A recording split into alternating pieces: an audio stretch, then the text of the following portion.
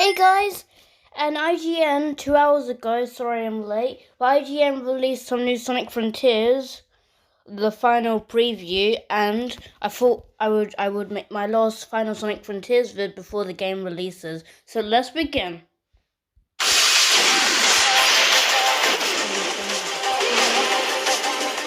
Back in May, when I played Sonic Frontiers for my first preview, I came away with an overall positive first impression, but also a feeling that there was still a good bit of work to be done. The game felt buggy, the performance didn't feel optimized, and there was a ton of distracting pop-in of objects and obstacles floating around in the sky. Here we are 5 months later, and I got a chance to go hands-on again with a PC build of Sonic Frontiers, this time for a full 6 hours to check out the first 3 islands in their entirety. And while a lot of those same issues I experienced the first time I played are still present, the pop-in and a handful of minor bugs, it is clear that a lot of work has gone into tightening up Sonic Frontiers' performance and polishing its visuals. Let me be clear, it is still an uneven experience, both visually and mechanically, but when my time was up and all I thought about was the disappointment of not being able to play more, that seemed like a good sign that Sonic Frontiers is in a pretty healthy spot heading into its imminent November 8th release. Yeah, in a couple of weeks. Not months, weeks. The big thing I got to experience this time around versus my first play session was the full sense of progression through each island. I've talked previously about how you need to collect portal keys to open up cyberspace levels, beat cyberspace levels to get vault keys, and use vault keys to unlock Chaos Emeralds, but there's another important element to the game flow as well: memory tokens. Each of the 3 islands was home to one of Sonic's friends who were trapped in cyberspace, and in order to try and free them, I needed to collect a ton of memory tokens. Typically, these are rewards for exploration in the open world, and they're the main reason you'll be looking out for springs, ramps, grind rails, speed boosters, and all other manner of gadgets that send you zooming through the world. Collecting and delivering these memory tokens back to your friend is one of the ways you'll progress Sonic Frontiers' story forward.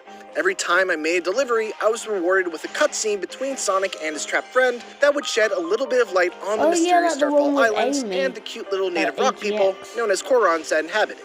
There's a compelling mystery that serves as the heart of Sonic Frontiers' story, and I found myself very interested in seeing how it all unfolds, and even more interested in the dynamics between Sonic and each of his friends, which really takes center stage during these cutscenes. Each island has a story to tell, with each of Sonic's friends being a key player in how that story unfolds. I managed to clear the first island in my first 3 hours or so of playtime, and after a very cool boss battle that I can't and wouldn't want to spoil for you, I found myself on Ares Island, a desert-themed island that housed all new enemies, mini-bosses, cyberspace levels, and memory tokens.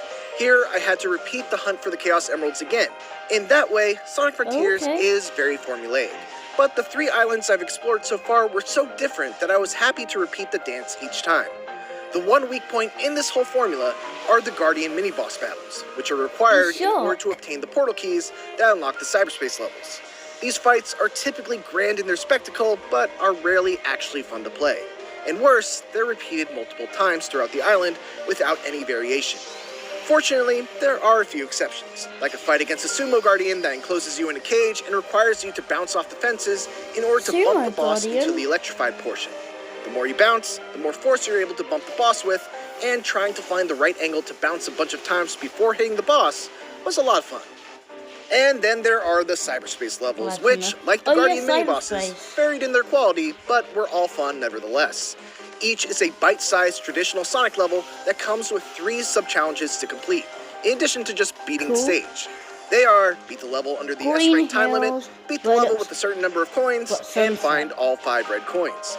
Even though these stages are very short, even by Sonic standards, I found that the short length of each one actually lent itself well to how replayable they were. I would retry some of them for 10 or 15 minutes, trying to find the optimum path that would get me to the exit in time for the S-rank clear, or trying to find that last red coin, or simply to try and see all the different paths that level offered. From a level design perspective, the variety on display in the many different cyberspace levels that I played was pretty impressive.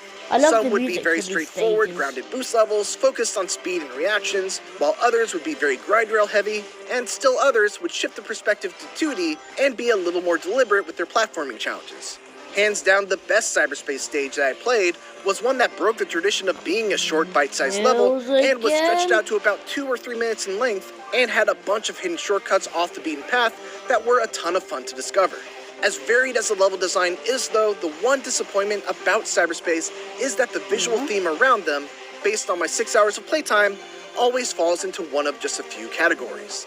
Green Hill Zone, Chemical Plant Zone, Sky Temple, or the new Cyberspace Highway theme, and that's about it. Still, the music and the speed made them a consistent highlight of my playtime. The bulk of the time spent playing Sonic Frontiers was spent running fast through the various open zones, and while it is a I mean, that is what Sonic is. He's supposed to run fast, so this is a Sonic game. Can't wait to play this game. Big departure from what Sonic fans may be used to from the series, I have to say that I'm officially fully on board with it. In a weird way, I kind of liken it to a Tony Hawk game. It's that same feeling of chaining a revert to a manual, linking that to a grind, taking that grind over a gap, acing a special trick or two, and then sticking the landing. Sonic Frontiers has that same type of feeling of doing a bunch of cool things, one after the other, and linking them all together without breaking the flow.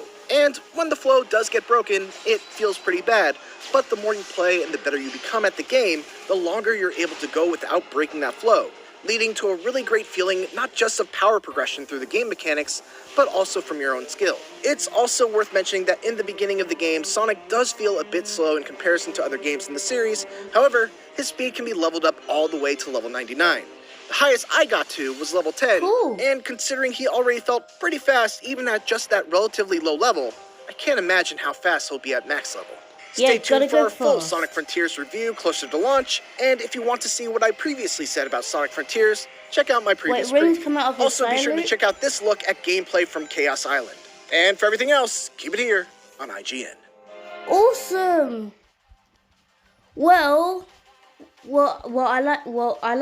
I like his thoughts. I liked IGN's thoughts on the Sonic Frontiers new gameplay, and the thing I want to talk. And I can't wait to speed run.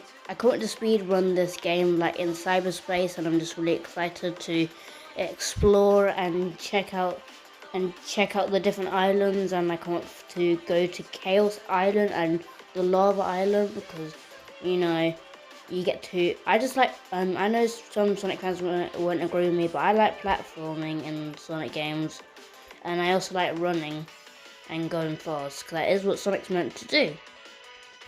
And my last thoughts are, I don't really have anything to say other than I'm excited, and I'm really excited for the story and to fight these different bosses and titans, and yeah, I'm hyped. I'm sold on this game, and can't wait to see this game. And I'm gonna try, and I'll try my best to avoid spoilers when this game releases, and then because like Sega said, I want to be surprised.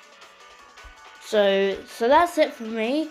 Those are my thoughts on this IGN final preview.